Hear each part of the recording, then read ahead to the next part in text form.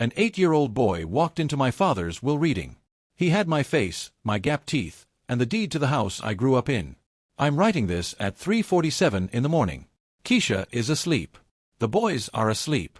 The whole house on Columbia Drive is quiet except for the refrigerator humming and me sitting at this kitchen table with my phone, trying to put words to something that doesn't fit into words.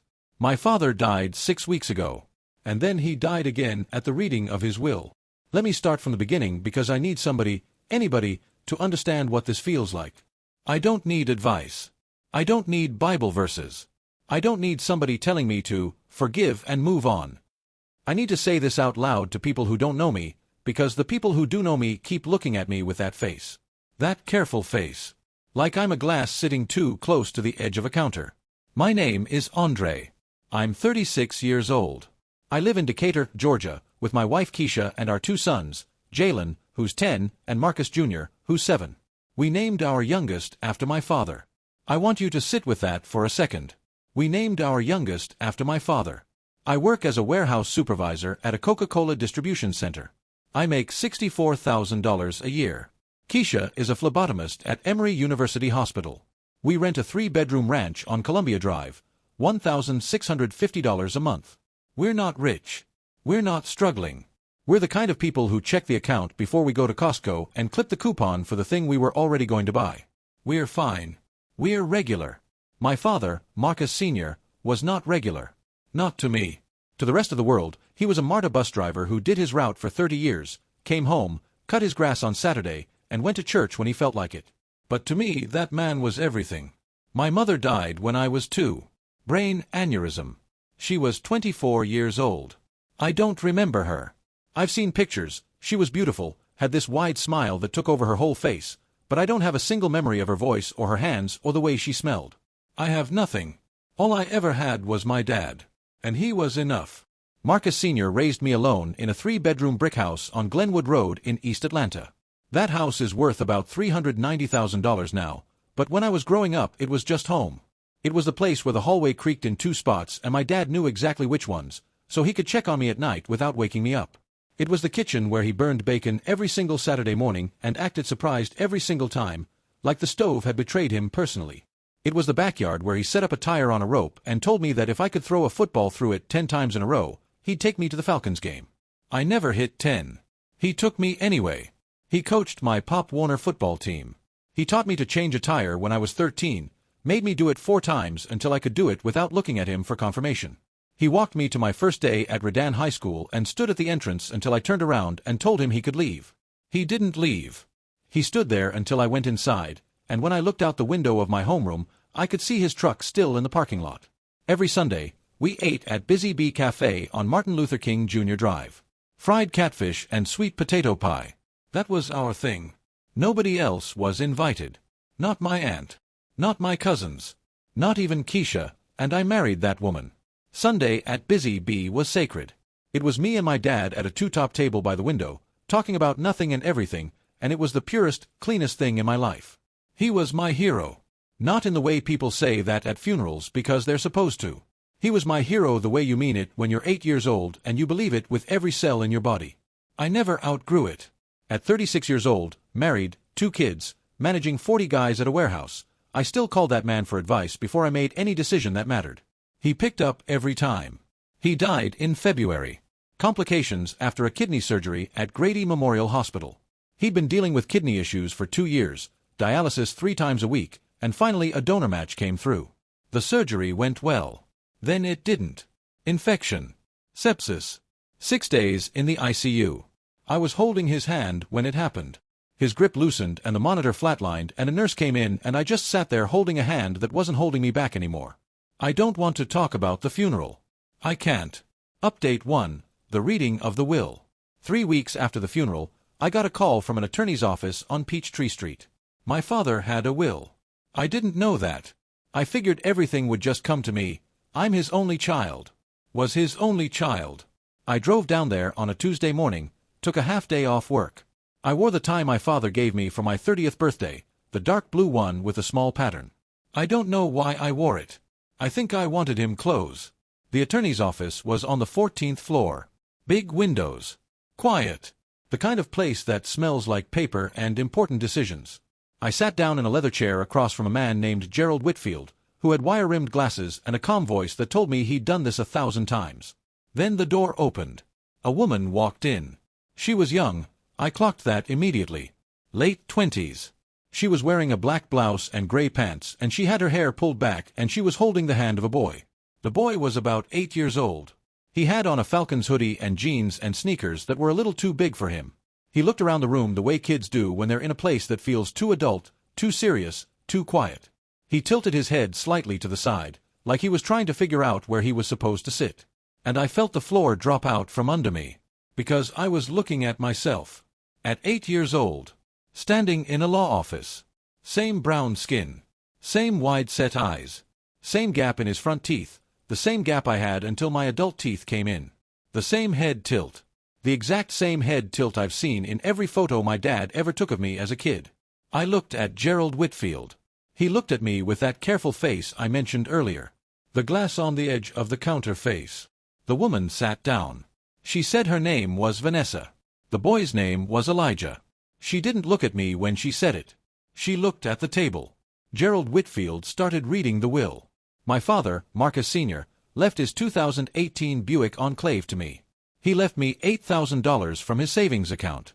And he left the house on Glenwood Road, the house I grew up in, the house where he taped a Michael Vick poster to my bedroom window when I was 11 because I was scared of the dark, and he said, "Vic ain't scared of nothing, so you ain't either." The house where every wall and floorboard and cabinet hinge holds a memory of the only parent I ever had.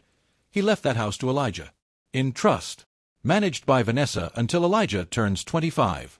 The attorney explained the details. I didn't hear most of it. I was doing math. Elijah is 8. Vanessa is 28. She met my father when she was 19. He was 53. My father had a second family. For at least 9 years. Maybe longer. And he never said a single word. I stared at Vanessa. I stared at her for what felt like an hour. It was probably 3 minutes. She looked at the floor. She looked at her hands. She looked at Elijah. She looked everywhere except at me. Finally, she spoke. "He loved you," she said. Her voice was quiet, but it didn't shake. She'd practiced this. I could tell. "He talked about you all the time. He just didn't know how to tell you about us." I sat there. I felt everything and nothing. I felt like I was watching myself from outside my own body, like I was floating somewhere near the ceiling of that 14th floor office, looking down at a man who just found out his entire life was built on a lie. I said one thing. He had 9 years to figure it out. I stood up. I walked out. I took the elevator down 14 floors and crossed the lobby and got in my car and drove to Glenwood Road. Update 2. The driveway. I parked in the driveway of my father's house. The house that is no longer my father's house. The house that now belongs to a child named Elijah who has my face and my father's blood and a legal claim to the place where I learned to be a person. I sat there for an hour. The dogwood tree my father planted the year I started middle school is taller than the house now.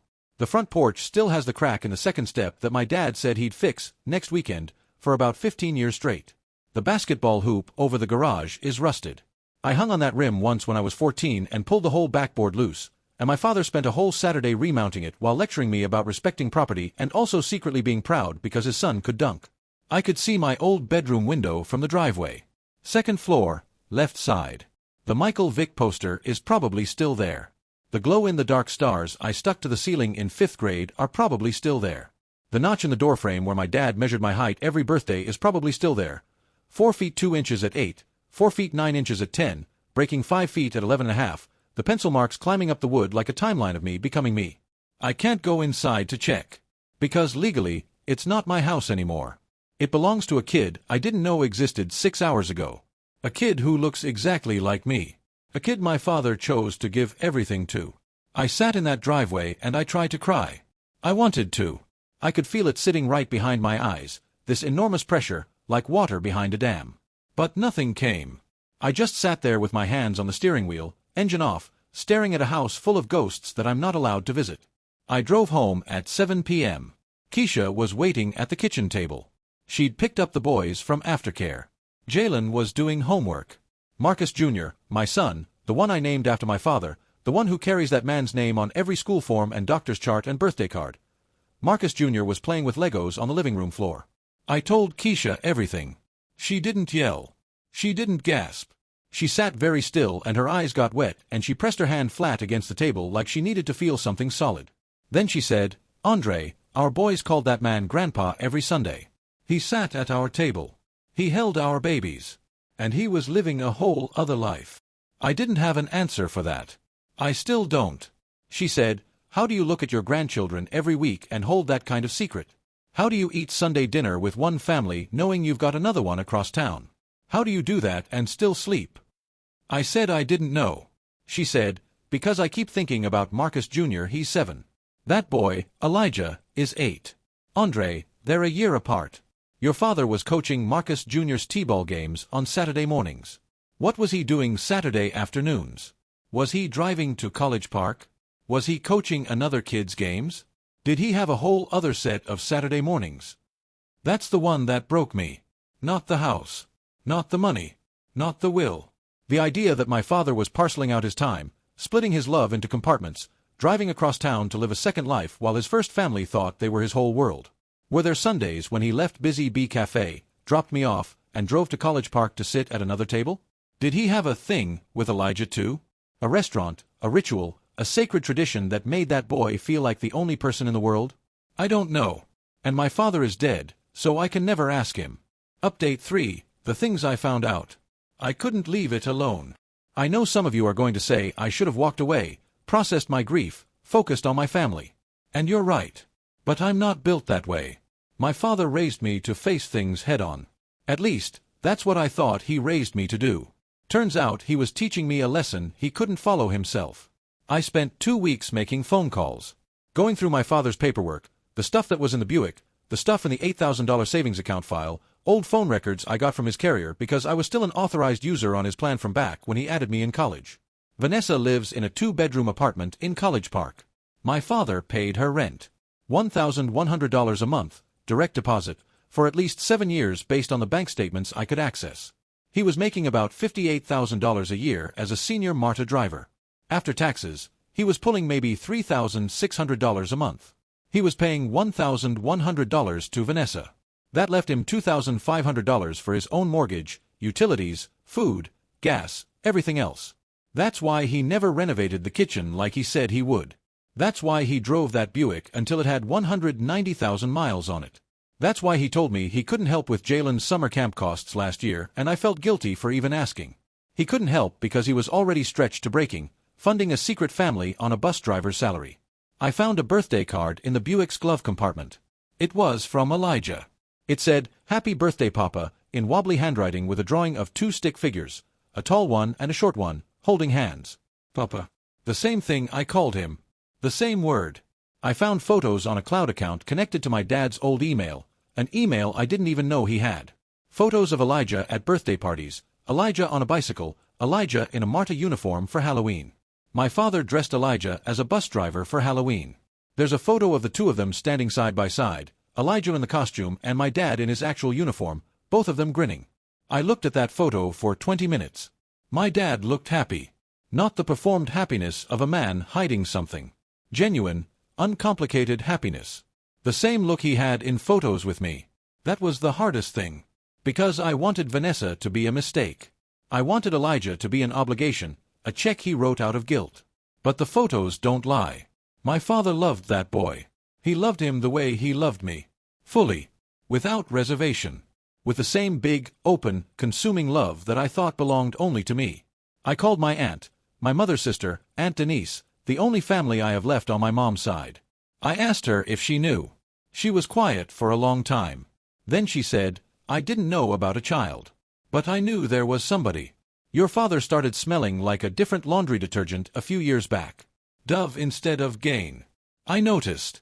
I didn't say anything because it wasn't my business and because I thought he deserved some happiness, baby. After losing your mama, I thought he deserved not to be alone." I wanted to scream. He wasn't alone. He had me. He had Keisha. He had Jalen and Marcus Jr. He had Sunday at Busy Bee. He had everything. And it wasn't enough. Or maybe it was enough, and he just wanted more. and didn't know how to tell anybody that a 53-year-old man who'd been alone for nearly 20 years had fallen in love with a 19-year-old woman and started a whole new life while his existing life was still happening. I keep thinking about the logistics. The sheer energy it must have taken. The lying. Not one lie, thousands of lies. Every day for 9 years. Every time I called and he said he was just watching the game or about to turn in early, was he sitting in Vanessa's apartment? Every time he said he was picking up an extra shift, was he at Elijah's school play? Every time he looked me in the eye, was he calculating what he could say and what he had to hide? My best friend Darnell came over a few days after I found the photos. We sat on my back porch and drank beer, and I showed him the picture of Elijah in the Marta uniform, and Darnell didn't say anything for a while. Then he said, "Man, your pops loved you. He just loved somebody else too and didn't know how to carry both." I wanted to break something when he said that. I wanted to pick up the chair I was sitting in and throw it into the yard. Because Darnell might be right. And if Darnell is right, then my father wasn't a villain. He was a man who couldn't hold all the love he had without dropping some of it. And the thing he dropped was the truth. That's worse than a villain. A villain I can hate. A flawed man who loved me and also loved someone else and was too afraid to tell me. What do I do with that? Where does that go? Update 4. Vanessa called me. She called on a Thursday evening, about 4 weeks after the will reading. I was in the driveway, just getting home from work. I saw an unfamiliar number and almost didn't pick up. I wish I hadn't picked up. I also think it's the most important phone call I've ever answered. Andre, please don't hang up. I didn't say anything. I know you're angry. I know you have every right to be. I need you to know some things. Not for me. For Elijah. I sat in my car. I turned off the engine. I listened. She told me she met my father at a bus stop. Not on his route. She was waiting for a different bus and he was on his break, sitting on a bench in his uniform, eating a sandwich. She was 19 and working at a gas station and going to night school for her phlebotomy certification. She didn't finish the certification. She got pregnant at 20. She told me my father cried when she told him about the pregnancy. Not because he was unhappy. Because he was terrified. He was terrified of me finding out. Of me looking at him differently. She said he told her, over and over, "Andre is my whole world. I can't lose my son." She said he spent 9 years trying to figure out how to tell me. She said he wrote me a letter once and then burned it. She said he almost told me at Thanksgiving 2 years ago but lost his nerve when Marcus Jr. climbed into his lap and called him Papa and he realized he couldn't do it in front of the kids. She said, "He wasn't choosing Elijah over you with the house. He was trying to make sure Elijah would be okay because he knew you already were. You have Keisha. You have your boys. You have a good job. Elijah doesn't have any of that. I work part-time at a clinic and I can barely make rent without help. Your father gave Elijah the house because Elijah needs it. Not because he loved Elijah more." I said, "You're asking me to believe that a man who lied to me for 9 years was making rational, loving decisions about my well-being." She was quiet. I said, "You're asking me to understand something that I will never understand." He could have told me. Any day, any time, any moment in 9 years. He could have sat me down at Busy Bee and said, "Son, I need to tell you something." And I would have been hurt and I would have been angry, but I would have dealt with it because that's what we do. That's what he taught me to do. Face things. And he couldn't even follow his own lesson. She said, "You're right." I said, "I know I'm right." She said, "Elijah asks about you." That stopped me cold. He knows about me? He's always known about you. Your father talked about you constantly. Elijah knows your name, your wife's name, your kids' names. He knows you work at Coca-Cola. He knows you played football in high school. He knows you're scared of spiders. I almost laughed. My dad told this kid I'm scared of spiders. He wants to meet you, Vanessa said. He's been asking since the funeral. He doesn't understand why his brother doesn't want to know him. He's not my brother. I said that fast. Too fast. Because I knew it wasn't true the second it left my mouth. Biology doesn't negotiate. Elijah is my father's son. That makes him my brother. Half-brother. Whatever. He shares my blood. He has my face. He exists whether I acknowledge him or not. I need time, I said. I know, she said. Take whatever you need. My number's in your phone now. I hung up. I sat in the driveway for another 30 minutes. My second driveway vigil in a month. Update 5. What I did with all of it. It's been 6 weeks since Vanessa's call. 10 weeks since the will reading. Almost 3 months since I held my father's hand and felt it go still. Here's where I am. I hired a lawyer. Not to contest the will. I thought about it, talked to 2 attorneys, and both told me the same thing. The will is clean. My father was competent when he signed it. It was witnessed, notarized, and filed properly. Gerald Whitfield did his job. There's no legal basis for a challenge, and even if there were, I'd be taking a house from an 8-year-old child who looks like me and lost the same man I lost. I'm angry, but I'm not that.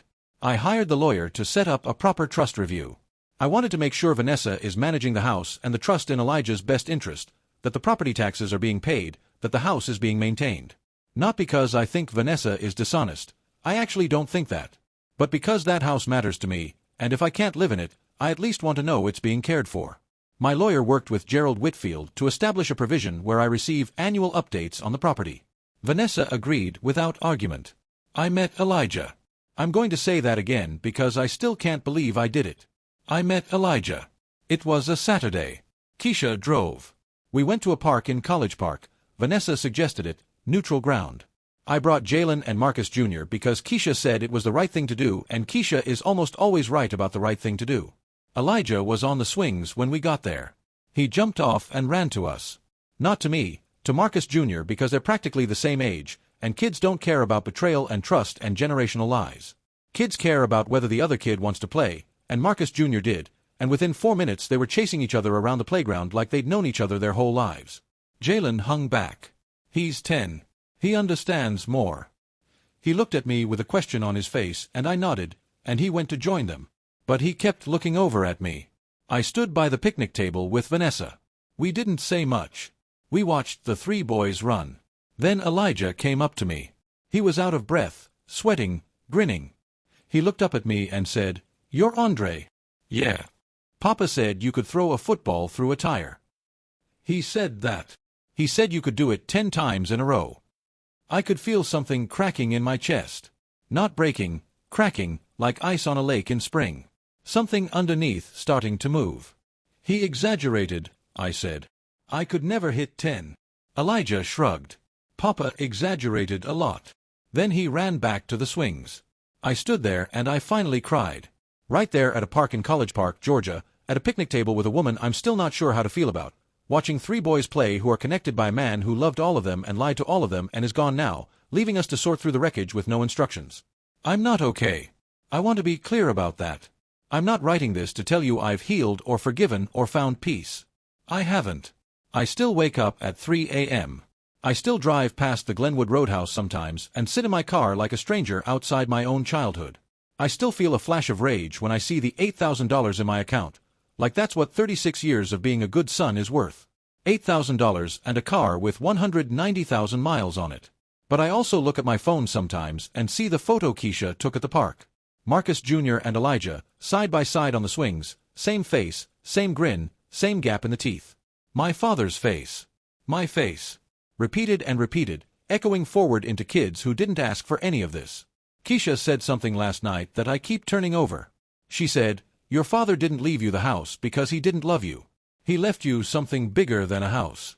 He left you a brother for your sons. He just did it in the worst possible way." I don't know if that's true. I don't know if my father was strategic or just a coward who got lucky that his family turned out to be more decent than he deserved. I don't know if I'll ever stop being angry. I don't know if I'll ever sit at Busy Bee again without wondering if he took Elijah there on a different day of the week. But I know this, Elijah didn't do anything wrong. He's 8. He lost his father. He has my face. And when I look at him, I see the same boy my father saw when he looked at me, a kid who needs somebody to tape a poster to his wall and tell him not to be scared. I'm not my father. I won't lie. I won't keep secrets. I won't split my life into compartments and hope nobody notices. But I might be Elijah's brother. If I can figure out how to carry that without dropping the truth again. My father had 9 years to figure it out. He couldn't do it. I'm going to try. Edit. For everyone asking, no, I'm not going to contest the will. I talked to 2 lawyers. The will is solid, and honestly, taking that house from Elijah would make me the kind of man my father was afraid I'd become if he told me the truth. I won't give him that. Even now. Even dead. Edit 2. Keisha read this post. She said I should add that she's proud of me. I don't feel like someone who should be proud of anything right now. But she said it, so I'm adding it. Edit 3. A lot of you are asking about Vanessa. I don't have feelings about her yet. She's a fact. She exists. She was 19 and he was 53, and I have thoughts about that, but those thoughts are for another day. Right now I'm just trying to keep my head above water. Marcus Jr. asked if Elijah could come to his birthday party next month. I said yes. I think my dad would have been relieved. I think my dad doesn't get to be relieved. I think both of those things are true at the same time, and I'm learning to live in the space between them.